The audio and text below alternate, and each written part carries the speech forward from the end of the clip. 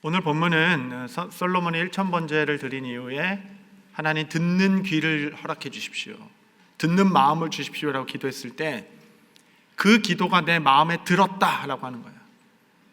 그러니까 하나님께서 구하지도 않은 부와 명예와 평강과 축복을 쏟아부어 주셨습니다. 이게 능력입니다. 여러분, 하나님 마음에 맞는 기도를 하는 것. 여러분, 과거 우리 부모님들은 이런 수능 때나 이런 입시 위주로 기도해야 할 때 아주 자리가 메어 터졌습니다.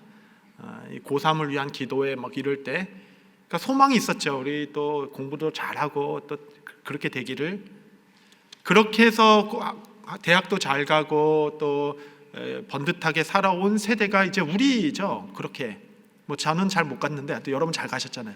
그게 우리잖아요. 그렇게 막상 살아보니 이 가정의 휘몰아치는 폭풍과 이 정체성의 혼란과 어지러운 세상에서 우리가 그렇다고 막 행복한 삶을 사는 건 아니에요. 정말 하나님 마음에 합한 다음 세대를 위한 기도가 무엇인가, 이게 10개가 그냥 나온 게 아니라 제 목회 20년의 그 경력과 이 지식들이 쏟아져서 함축된 기도입니다. 함축된 기도. 그래서 이 그냥 인터넷에 떠도는 기도문을 그냥 가져온 게 아니라 또 11개 하면 기도하기 힘들잖아요. 그래서 10개로 줄인 겁니다. 10개로 압축해서. 그래서 우리 교회에서 이렇게 너무 이쁘게 잘 만들어 주셨고, 이거 영어 버전도 있습니다. 그래서 이거를 저희 집에도 이 안방 화장대에 딱 두고 언제나 보고 기도하는데, 성경책에 꼭 껴 놓으시고 하나님 마음에 합한 기도, 이런 기도를 올려드릴 수 있는 것이 기쁨이죠. 그래서 이 기도를 여러분의 마음 가운데 또 심고, 특별히 이제 학교에 나아간 우리 자녀들을 위하여, 대학생들, 흩어진 대학생 손주들을 위해서 좀 기도하고자 하는 겁니다. 하나님께서 마음에 합한 기도를 했을 때 두 가지 축복을 주셨는데, 하나는 성전에 대한 축복, 두 번째는 가문에 대한 축복이었습니다. 이거는 아담의 창조 이래로 계시록에 이르기까지 동일합니다. 하나님께서 가문의 축복을 해주세요. 가정에. 그래서 우리가 오늘 함께 기도하며 바라는 것은 하나님께서 우리 가정을, 가문을 주님 모실 때까지 구별되어 축복해 주시도록, 그렇게 응답해 주시도록 우리가 기도하고 싶은 거죠.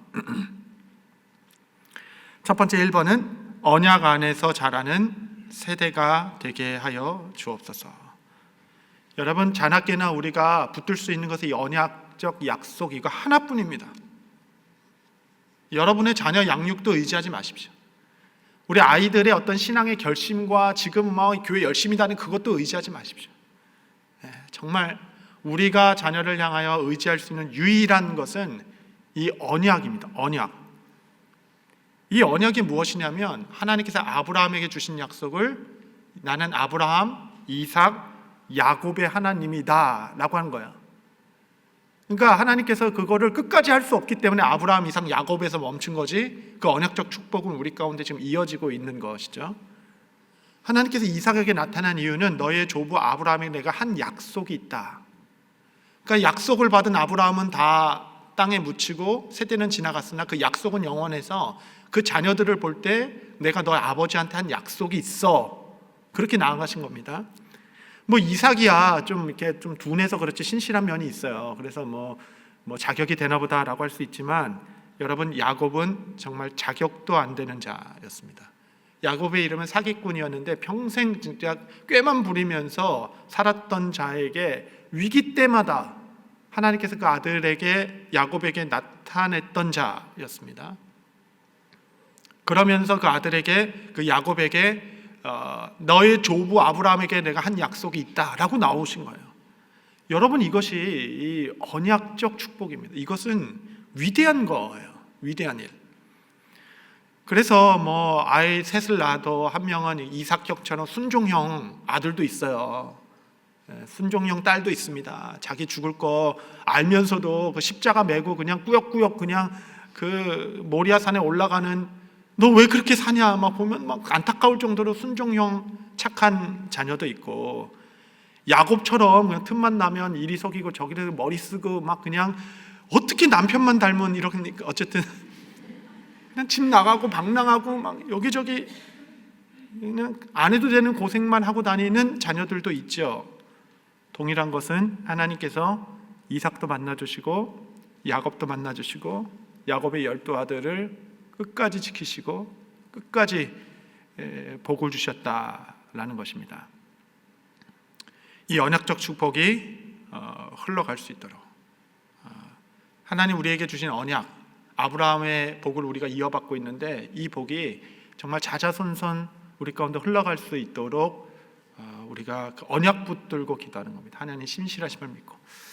장로교는 유아 세례를 주고 다른 침례교나 다른 교단은 안 줍니다. 안 주는 이유는 이거예요. 아니 어린아이가 뭘 안다고 세례를 줍니까? 자기 신앙을 고백해야 그 신앙의 근거에서 주는 거지 도대체 왜 줍니까? 라고 이야기하는 겁니다. 그래서 장로교에서 유아 세례를 주는 이유는 단 하나입니다. 그것은 하나님께서 우리가 하나님을 먼저 잡은 것이 아니라 하나님이 우리를 먼저 잡으셨다. 태초부터 우리의 이름을 아시고 우리를 부르셨다라는 그 예정하시는 하나님의 신앙 고백이 이 유아 세례 안에 들어가 있는 거죠. 그래서 너가 먼저 예수님을 구주로 고백하기 전에 하나님이 먼저 너를 하나님의 자녀로 부르셨다라는 신앙 고백이 유아 세례 안에 들어가 있는 겁니다. 그 신앙의 근거는 부모님의 신앙이죠. 부모님이 교회 앞에서 이 아이들을 믿음으로 자라나게 하겠다라는 언약적 약속과 함께 그 신앙에 따라 부모님의 언약적 약속이 자녀들에게도 흘러갈 것이다 라는 믿음으로 주는 세례가 유아 세례이고, 그것이 완전하진 않죠. 왜냐하면 자기 신앙을 고백하기 때문에 그 약속을 이루기 위해서 이 아이가 자기 신앙을 고백할 수 있는 16살 정도 될 때까지, 그렇죠? 그때까지 나는 신실하게 이 언약을 가르치겠다라고 약속하고 입교식을 했을 때는 그 과업을 이제 완수하는 겁니다. 예, 하나님 제가 이 아이를 처음 주셨을 때 교회 앞에 약속한 대로 이 아이를 건강하게 또 지적으로 사회적으로 또 신앙 안에서 흔들리지 않도록 잘 키우고 그 약속을 이제 서원을 이행하는 시간이죠. 이 아이들이 주님 앞에 서도록. 그래서 입교 시간에 진짜 축하받아야 될 분들은 부모님들입니다. 부모님. 아, 하나님 제가 이 약속을 지켰습니다. 사실 입교 이후에는 뭐 그냥 놔둬도 됩니다. 이제 하나님께 자기 신앙 고백했으니까 이제 너의 인생을 살아라, 이제 축복해 주는 거죠. 언약 안에서 자라나는 세대 되게 하여 주옵소서. 하나님 내게 해주신 약속들이 우리 자자손손 주님 오실 때까지 흘러가게 해주십시오. 내게 주신 약속보다 더 중요한 것은 아브라함에게 주신 약속들 아니겠어요? 그 아브라함의 믿음의 유산을 다 받아 세워준 우리가 이런 은혜가 우리 자녀들에게 흘러갈 수 있도록 기도하는 것이 이 약속 붙들고 하는 기도의 능력입니다. 우리는 연약해서 자라날 때는 내 인생만 보다가 이제 자녀들의 인생도 보게 되고 손주들의 인생까지만 보지만 하나님은 천년을 보고 계십니다. 천년을. 그래서 인생에 이렇게 굽이굽이 이 높낮이가 있을 수 있겠지만 큰 틀에서 우리 가문을 주께서 축복해 주십사 기도하는 것이 언약 안에서 하나님께서 붙들어 주시는 것 안에서 세대가 되어 주십시오. 특별히 대학교에 가면은 대학교의 문제는 뭐냐면 울타리가 없다라는 것이 문제입니다. 그때 좀 신앙이 흔들리는 것 같지만 그때 또 그런 과정이 그 긴 신앙의 여정에서는 필요합니다. 대학생들을 위하여 기도는 하나님께서 울타리가 되어 주시도록, 울타리, 어떤 선 이상 넘어가지 않도록, 어디까지 뭐 자유롭게 이것도 해보고 저것도 시행착오를 겪을 수 있겠지만 그 울타리, 그 사랑의 울타리가 있어서 그곳에 가서는 아 그렇지 내가 더 가면 안 되지, 그리고 돌아오고 그곳에 가서는 그래 내가 진짜 돌이키고 돌아와야지라는 그 하나님께서 울타리가 되어 주시도록 기도하는 것이죠. 그래서 언약 안에서 자라는 세대 되게 해주십시오. 두 번째, 주 예수님께서 다시 오실 길을 예비하는 세대가 되게 해주십시오. 이거는 선교에 동참하는 삶이 되도록 기도하는 겁니다. 얼마나 놀라운지. 여러분, 우리 자녀들이 선교에 동참하기를 바라는 기도로 하나님께 올려드리는 것. 그래서 왜 그러냐면 이제 예전에 제가 20년 전에 이제 그 전도사로 이렇게 교육부를 맡을 때만 해도 한국에서 전도를 교회는 애들이 많았어요. 어른이 적고. 그리고 뭐 그냥 인형 탈 씌워놓고 막 전도하면 애들이 막 20명, 30명씩, 60명씩 막 오고 그랬어요. 그 동네에서 와 하고 막 너무 재밌잖아요. 인형극도 하고 얼마나 재밌었어요 그때. 하고 뭐 달고나도 해서 찍어주고 막 이렇게 너무 재밌어서 막 모였죠. 모여가지고 이제 그 다음 주에 뭐 한 20명 오고 그 중에 또 10명은 남고 막 이런 전도의 기쁨이 있었는데, 얘네들이 이제 복음이 좋아서 온 게 아니라 재밌어서 기쁨이 있어서 온 거죠. 친구들이랑 놀기도 하고 뭐 하고 이런 어떤 기쁨이 있어서 세상 유혹을 이기고 온 것인데, 지금 세상이 주는 즐거움과 이 순간적인 어떤 쾌락적 기쁨이란 이루 말할 수 없습니다. 너무 많죠.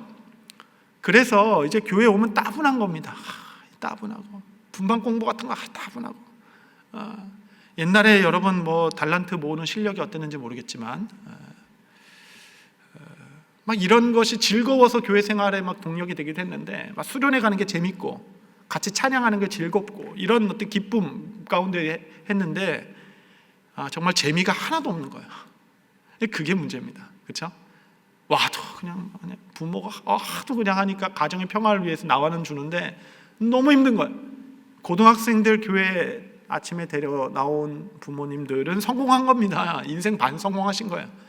할 때마다 중례산에 비유 마치고 온갖 진짜 정성을 다해서 해서 겨우겨우 나왔는데 예배는 들어가지도 않고 적응은 못하고 빙빙 돌고 교육자는 관심도 없는 것 같고 안 나온지도 뭐 이런 지금 일들이 우리 교회 안에 가득하죠. 제가 KM 중고등부를 맡았는데 어렵게 아이를 데려와서 예배를 드리게 했는데 계속 선생님이 보니까 얘는 교회를 안 나오는 거예요. 그래서 전화를 해서 왜 교회를 안 나옵니까? 그때는 여기 노르드 학교에서 했을 때입니다. 그러니까 부모님이 펄쩍 뛰면서 무슨 소리예요? 매주 교회를 데려다 줬다는 거예요. 근데 얘는 한 번도 나온 적이 없어요. 얘가 얼마나 예배를 드리기 싫었냐면 부모님의 등살에 나오긴 나왔는데 예배당으로 들어온 게 아니라 학교 화장실로 들어갔습니다. 학교 화장실에 2시간을 화장실 그 변기에 앉아서 거기에 있다가 그냥 끝났을 때 라이드 태워서 가는 거예요. 이야, 제가 너는 정말 큰 인물이다. 화장실에 2시간을 견딜 수 있는 인내와 진념과 정말 그 정도로 할 수 있으면 정말 큰 인물이다. 이렇게 얘기할 정도로 여러분 기쁨, 이 기쁨이 있어야 이깁니다. 세상을. 도대체 어떻게 이 복음을 예수님을 예배드리는 것을 기뻐하게 할 수 있을까? 기쁨, 모든 것이 기쁨의 문제입니다. 여러분, 우리 복음을 전하는 데 있어서 교회 생활을 하는 데 있어서 참된 기쁨은 어디 있는가? 그것은 선교하는 삶에 있습니다. 선교하는 삶. 이 복음을 위하여 하나님께서 어떤 일을 하고 계신지를 세상에 나가서 보기 시작하고 하나님께서 하시는 그 역사를 경험하기 시작하고 함께 선교에 동참하기 시작할 때의 기쁨은 여러분 정말 아직 쓰지 않는 블루오션과 같은 기쁨이에요.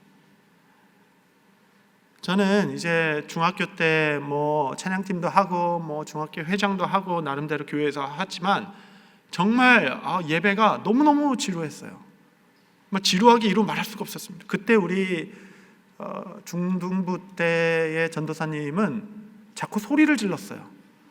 제가 그때 그 아픔이 있어서 저는 웬만하면 설교 때 소리를 안 지릅니다. 막 너무 힘들어요. 막 너무 여러분 막 소리를 막. 그래서 천국에 대한 소망도 별로 없었어요. 왜냐하면 천국에 가면은 영원히 예배 드린다 그래가지고 이 예배를 또 영원히 그것도 끝나진 않아. 막 오만 가지 생각이 다 가긴 가야 될 텐데 영원히 한다니까 너무 힘든 거야. 그게 난 진짜 별로 안 좋았어요. 그리고 고등학교 때 이제 1학년 때 전도 여행이라는 것을 뭐 우연히 가게 됐습니다. 저 고등학교 1학년 때가 이제 95년도인가요? 하여튼 그랬는데 정확히 모르겠어요. 그때 IMF도 전에 유럽에 가는 전도 여행, 그때만 하더라도 그때부터 벌써 유럽 재보고만 그런 운동이 있었습니다. 그래서 제가 이렇게 얘기하기 시작하면 이거 5번도 못해요. 너무 오랜만에 와가지고 제가 이렇게 다음 세대에 얘기하면 이렇게 열정이 있어요. 끊을 수가 없어요. 그때만 해도 이제 유럽에 가게 됐는데, 유럽 IMF 전에 그때 막 환율이 700원, 800원 할 때 그럴 때입니다. 그때에 한 150만 원 정도 이 전도행 비가 있었습니다. 그걸 내면 이제 선교 단체에서 하는 것에 조인해서 갈 수 있는 기회가 있었죠. 우여곡절 끝에 어쨌든 가게 됐어요. 막 눈물을 흘리면서 하여튼 인생에 뭐 하나님과 중례사내 하면서 막 해서 어쨌든 가게 됐습니다. 그리고 가서 스위스 로잔에 그 예수전도단의 로잔 베이스 캠프가 있어요. 그 베이스 캠프에 갔는데 그때 한국에서 약 한 200명 정도의 아이들이 떠났습니다. 스위스 로잔에서. 그래서 우리만 온 것이 아니라 각 나라에서 많은 청소년들이 함께 왔죠. 그 로잔에서 저희가 함께 예배드리면서 하나님을 배워가기 시작했을 때, 우리가 가니까 아침 예배 있고 저녁 예배 있고 이 예배인데 뭐 이렇게 예배가 많아, 예배 드리게 모여라. 그러니까 마음이 벌써 철컥 내려오는 거야. 이 좋은 스위스에 와서 왜 또 예배를 드리는 거, 막 이런 마음이 들었는데, 그곳에서 함께 예배 드리며 예배의 기쁨을 알게 됐어요. 예배가 이런 거구나. 평생 예배만 드려도 살 수 있겠구나.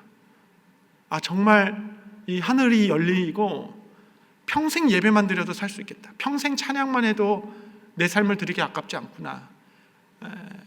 그 예배 때에 그 주신 그 은혜, 각 나라의 언어들로 함께 주님을 찬양하는 그 기쁨, 그렇게 해서 3박 4일 스위스 로잔에서 예배를 드리고 정말 30개 팀으로 흩어져서 유럽 전역에 가서 노방전도 하고 복음전도 하고 기도하면서 지냈던 기쁨, 선교의 기쁨. 하나님께서 이렇게 놀라운 일을 하시는구나. 하나님께서 이렇게 위대한 일들을 하시는구나. 이것을 보았을 때 정말 고등학교에 하여튼 숱한, 제가 더 자세한 중학교 때 저의 삶을 여러분께 말해드릴 수가 없어요. 이 모든 세상의 즐거움을 다 끊을 만큼 하나님께서 이 선교의 기쁨이 얼마나 큰지, 여러분께서 이제 대학교에 가고 청년이 되고 직장을 가고, 여러분 저는 이런 얘기 해도 될지 모르겠지만 여러분께서 40대 50대 되셔서 이게 건강을 위해서 조금 이렇게 포도주도 드시고 와인도 드시고, 저는 이해합니다. 그런데 청소년 때는 절대 안 돼요. 왜냐하면 청소년 때 한 번 이렇게 가는 것과 이제 여러분의 인생과 정체성과 모든 게 다 되었을 때 한 번 이렇게 되는 거랑 천지 차이입니다. 여러분 나이 때 이렇게 하는 건 한 발짝 가는 거잖아요. 청소년 한 발짝이 이렇게 가면 나중에 끝은 전혀 멀게 떨어지게 되어 있어요. 여러분 이때의 선교적 즐거움을 알고 기쁨을 알고 하나님께서 하시는 일이 무엇인지를 아는 것, 그 기쁨을 아는 것. 예전에는 주일학교에 가면 주일학교만 가도 기뻤어요. 요즘은 그렇지 않습니다. 그래서 수련회만 가도 즐거웠어요. 요즘엔 그렇지 않습니다. 여러분, 세상이 빠르게 변한 것만큼 기독교의 교회 내 아이들의 프로그램은 발맞춰 변하지 못했다. 여러분, 그래서 교육을 1년 내내 주일학교뿐만 아니라 우리는 그 배운 것을 영적으로 하는 2박 3일 정도, 3박 4일 정도 수련회를 가죠. 수련회를 하고 우리 교회에서 하고자 하는 것이 듀미니스트리인 것이에요. 그건 뭐냐면 아이들이 어렸을 때부터 선교가 무엇인지를 알아가고 선교의 기쁨을 알아갈 수 있는 길을 열어주는 것.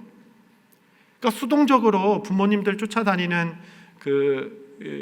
쫓아 교회 왔듯이 선교 쫓아서 그냥 부모님 가자가니까 쫓아와서 그냥 하라는 거 하고 애들끼리 좀 놀고 이렇게 하는 게 아니라 아이들이 주체가 되어서 선교의 기쁨을 보기 시작하고 하나님 나라의 복음 전하며 사는 것이 세상의 그 즐거움과 비교가 되지 않는 것.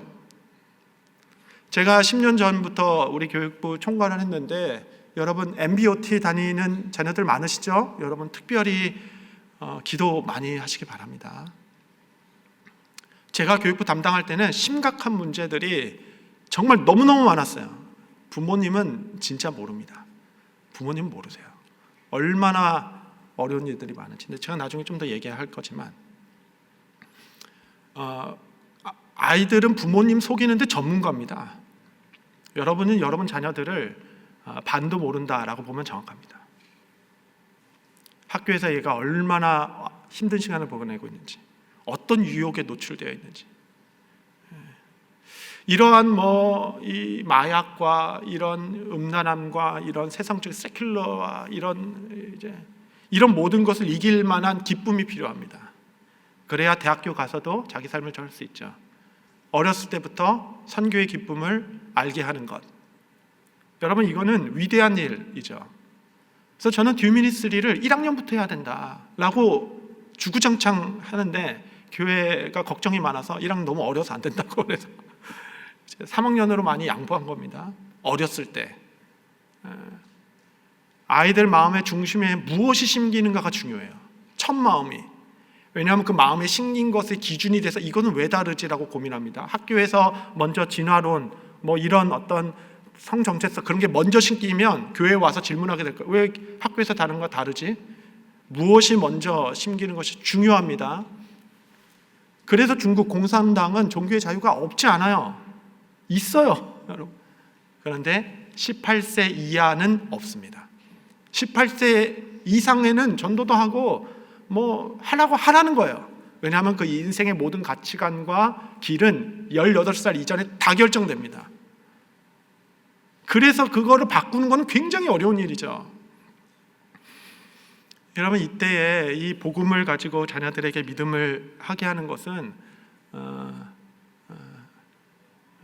우리가 이 기쁨, 정말 예수님께서 기독교 2000년 역사상 교회가 무너지지 아니하고 지금 웨스턴, 캐나다, 얼굴 백인 쪽, 유럽, 미국 이런 데만 좀 해야지 얼굴이 좀 더 검은 쪽들, 그쪽 나라들은 지금 다 부흥하고 있어요. 하다못해 이란에 지금 엄청난 컨버트가 일어나고 있습니다.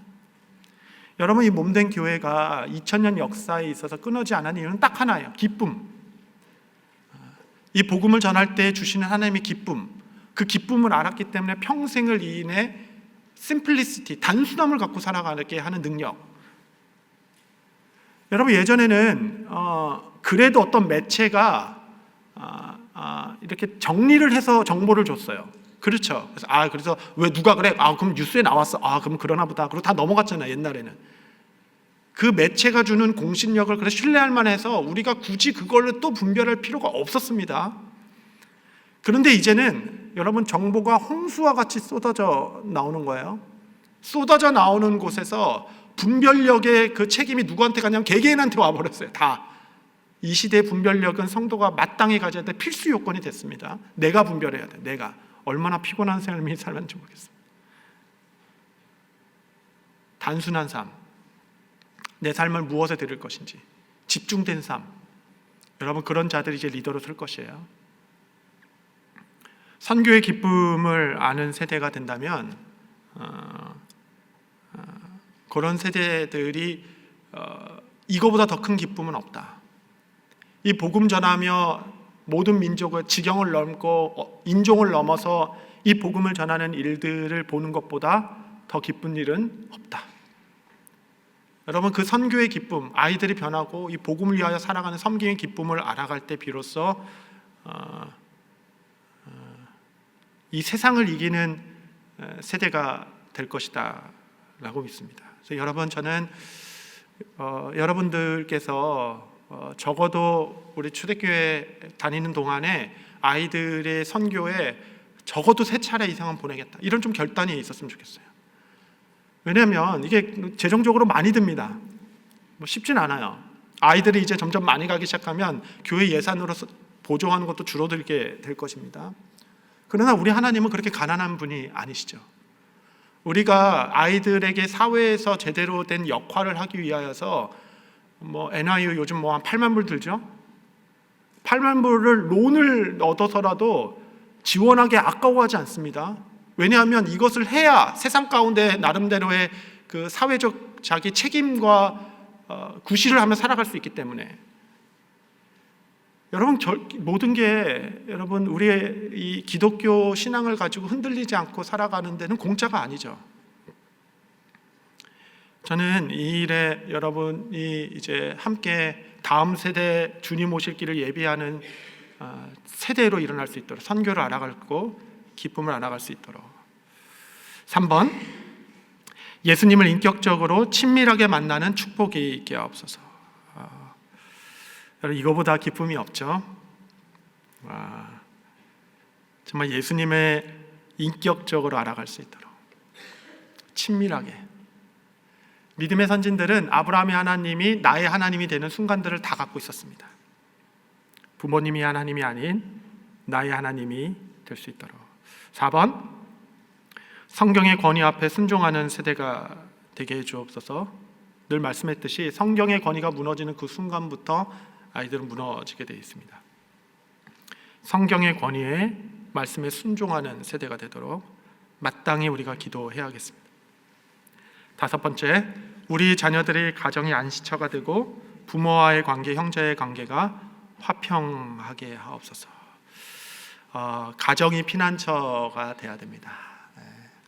우리 아이들은 이제 계속 부모의 사랑을 확인해요. 이렇게 해도 엄마가 나를 사랑해? 이렇게 하는데도 나를 사랑해? 계속적으로 사랑의 한계를 테스트합니다. 여러분, 끝까지 자녀들을 이렇게 사랑해 주는 것, 끝까지. 그래서 가정이 남편과 화목한 가정을 이루고 안식처가 되어서 가정의 화목함과 안식처가 되어 우리 자녀들이 가정에 왔을 때 좀 쉴 수 있도록, 부모와의 관계뿐만 아니라 형제와의 관계를 위해서도 기도해 주십시오. 형제들 간의 그 꼬인 관계 때문에 고통받고 있는 분들이 얼마나 많은지 뭐 설명 안 하도 아시죠. 가정이 안식처가 되고 화목해질 수 있도록 부부간의 화목한 모습을 보여주는 것이 최고의 가정교육입니다. 뭐 성교육, 뭐 신앙교육 다 안 해도 돼요. 남편과 아내가 화목한 모습을 보여주는 것. 대체적으로 남편은 일이 무너질 때 그 삶이 무너집니다. 일이 흔들리고 하면은 삶의 깊은 낙담 가운데 빠지는 경향들이 대부분이고, 대부분 아내분들은 자식의 문제가 생겼을 때 완전 삶이 무너지는 경향이 있어요. 그래서 남편이 이렇게 직장을 잃고 척 해서 인생이 다 끝난 것처럼 하면은 엄마들은, 아내분들은 되게 담대합니다. 아유, 뭐 걱정하지 마. 아유, 뭐 우리 열심히 살면 되지 뭐. 아, 뭐 그거 가지고 그렇게 해. 우리 힘있게 합시다. 기도합시다. 아유, 뭐 그걸로 흔들려. 아유, 없으면 내가 할게. 막 엄청난 믿음의 막 대단한 막 모습을 보여줘요. 근데 이제 자녀들이 무너지기 시작하면 엄마들은 깊은 낙담에 빠지고, 아빠들은 그냥 놔둬, 그냥 알아서 다, 나도 그랬어, 걱정하지 마, 믿음으로 기도로 합시다 하는 엄청난 또 믿음의 막 모습을 보여줍니다. 막 그거 보고 더 막 복청 터지죠. 관심도 없으면서 뭐 알지도 못하면서 그런다. 이제 이게 조화가 좀 맞는 것 같아요. 남편들이 그 쓰라린 아픔의 그 핵심은 무엇이냐면 열등감, 무시무시한 열등감에 시달리고 있어요. 대부분의 남자들은. 근데 너무나도 아이러니하게 그 열등감을 누가 채워줄 수 있는가? 너무 막 온 국민이, 온 나라가 막 친송하고 잘한다 한다 해도 희한하게 아내가 칭찬해 주는 거와 비교가 되지 않아요. 여러분, 그걸 아셔야 돼요. 어떤 아내는 이제 이렇게 남편이 이렇게 너무 칭찬받으면 좀 너무 교만해질까봐 막 칭찬을 엄청 아끼는데 그 돈 안 드는 거 왜 아끼는지 모르겠어. 그런데 너 반대로 세상에서 막 힘든 일 하고 해도 아내가 이렇게 존중해주고 해주면 그 남편의 자존감은 이루 말할 수가 없습니다. 아주 세상에서 제일 부유한 사람처럼 살아가요. 그게 하나님께서 부부해 주신 특별한 권위가 아닐까, 그런 생각이 듭니다. 그래서 이찬수 목사님이 이렇게 얘기하셨잖아요. 이찬수 목사님 한번 설교하면 막 10만 명이 듣고, 유튜브만 봐도 막 어딜 가든지 우리 교회 오셨을 때도 꼭 만나야 된다. 근데 다 못 만나게 했어요. 너무 피곤하시니까 어떻게 다 만나겠어요. 근데 어떤 분이 오다가, 목사님, 제가 진짜 내일 죽으려고 했는데 이 목사님 말씀 듣고 제가 다시 살아서 꼭 인사해야 됩니다, 그러더라고요. 제가 어떻게 안 만나게 해드려? 또 사고 나면 어떻게? 내가 막았다 그럴 거 아니에요. 그래서 제가 무서워가지고 빨리 만나시라. 그래서 여러분 그런 이야기들이 전 세계에 얼마나 많겠어요. 근데 이찬수 목사님께서 설교 중에 그래도 아내 사모한테 칭찬받고 싶어가지고, 그래도 체면이 있잖아요. 설교 잘했지 이렇게 말 못하잖아요. 그래가지고 오늘 설교는 좀 길었나? 막 이렇게 물어보네요. 사모님은 좀 길더라고 뭐 이렇게 얘기하죠. 이게 뭐가 듣고 싶어가지고. 여러분 그 마음을 아내가 채워주면 세상 두렵지 않습니다. 그게 참 희한해요. 아내분의 마음의 그 아픔의 핵심은 소외감이죠. 소외감. 내 인생이 그냥 없어지는 것 같고 나만 뒤처지는 것 같고. 여러분 남편은 대부분 일 중심이기 때문에 일을 위해서 많은 것을 그냥 다 포기합니다.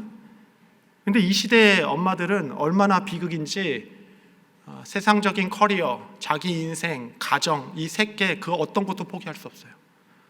그래서 세상에서 나가서 일도 하면서도 자기 개발에도 신경 쓰면서도 자녀를 위해서도 모든 걸 이 세 가지를 다 해내야 되는 굉장한 압박 가운데 있고, 눈물을 겪으면서 제일 먼저 자기를 포기하고 그 다음에 세상 커리어를 포기하고 마지막까지 가정과 자녀를 지키는 것이 엄마입니다. 그 소외감을 이제 남편들이 좀 알아야 하는데 여기 없죠.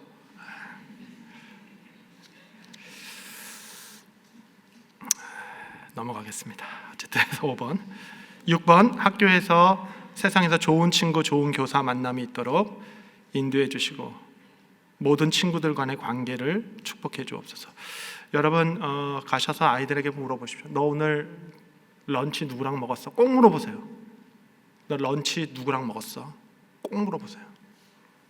아이가 같이 밥 먹을 친구가 없어요. 좋은 친구 그룹이 생기도록. 그래서 식사 시간이, 밥 먹는 시간이 제일 고통스러운 아이들도 있습니다. 너 누구랑 먹었어? 걔는 어떤 애야? 학교에서 이 분리당하는 것이 얼마나 심한지 제가 너무 가슴 아파서 여러분에게 실예를 말씀해 드릴 수가 없어요. 눈물을 뚝뚝 흘릴 수밖에 없습니다. 아이가 이렇게 어려운 환경 가운데 있다라는 걸 기억하시고 좋은 친구, 좋은 교사에 대한 만남이 있도록. 좋은 교사. 고등학교 때 제가 아주 어려운 시간을 보내면서도 이길 수 있는 하나의 이유는 그 기독교 서클 안에 있는 학교 선생님이 저를 위해서 늘 기도해 주셨어요. 저의 상황을 아시고 당장 이 상황이 해결되지 못할 것을 아시고 이분이 답을 줄 수 없어서, 이렇게도 말할 수 없고 저렇게도 말할 수 없고 답을 줄 수 없어서 저를 딱 이렇게 격려해 주시면서 어깨에 손을 얹고 울면서 기도해 주셨던 기억이 사실 저를 붙들어 주었습니다. 그때는 잘 몰랐죠. 이분이 왜 이렇게 눈물까지 흘리며 나를 위해 기도하나 했는데 조금만 돌아보니까 그게 그 힘이 나를 부르구나. 여러분 교사분들 중에 그런 분이 계십니다. 우리 교인들 중에서도 교사분들이 많이 계세요. 염초의 기도 제목 받아보면 이제 자기 반 아이들, 특별히 어려운 애들 기도 이름을 적어가지고 우리 아이들 반 학생들을 위해서 기도해 주십시오라고 하는 부모, 이런 교사분들이 계세요. 좋은 교사, 좋은 친구 만나도록 기도해 주시고. 7번 음란의 제약을 미워하게 하시고 정결함과 깨끗함에서 오는 기쁨이 알도록. 이 시대는 정말 음란과 이런 어떤 죄악의 쾌락만 가리키고 있는데 영상도 보고 다 그렇죠. 여러분 깨끗함에서 오는 기쁨이 있어요. 그 정결함에서 오는 기쁨, 그 환희, 정말 깨끗한 옷을 입었을 때 오는 그 기쁨, 그 말할 수 없는 그 퀄리티가 다른 그 기쁨과 즐거움이 있습니다. 그 기쁨을 아는 세대가 되도록. 8번 성경적 정체성에서 흔들리지 않게 하시고 자녀들로 하여금 먹는 것, 가는 것, 하는 것에서 구별될 수 있도록. 먹는 것, 가는 곳, 하는 것에서. 성경적 정체성, 이제는 이제 캘리포니아는 이제 계속적으로 법안이 되고 있는데 이제 아이들의 성별을 16세까지인가 그때까지 부모에게 릴리즈하지 않는 것, 알려주지 않는 것이 이제 됐습니다. 내가 분명히 딸을 낳았는데 학교 가서 너 남자 여자야? 뭐야? 계속 물어보는 거예요. 계속. 그러니까 저는 원래 저는 진라면을 좋아합니다. 저는 그냥 진라면만 먹으려고 그랬어요. 근데 옆에 사람이 무파마도 있고 그래도 신라면이 있고 50개 넘는 라면을 얘기하면 그때부터 내가 진라면을 먹으라. 이게 헷갈리는 겁니다. 여러분, 우리가 자녀들에게 이렇게 열심히 공부시키고 하는 이유는 중에 하나는 좀 선택권이 많아서 하고 싶은 거 선택하며 살아가라 라고 선택의 기회를 주는 건데, 여러분, 그게 고통입니다.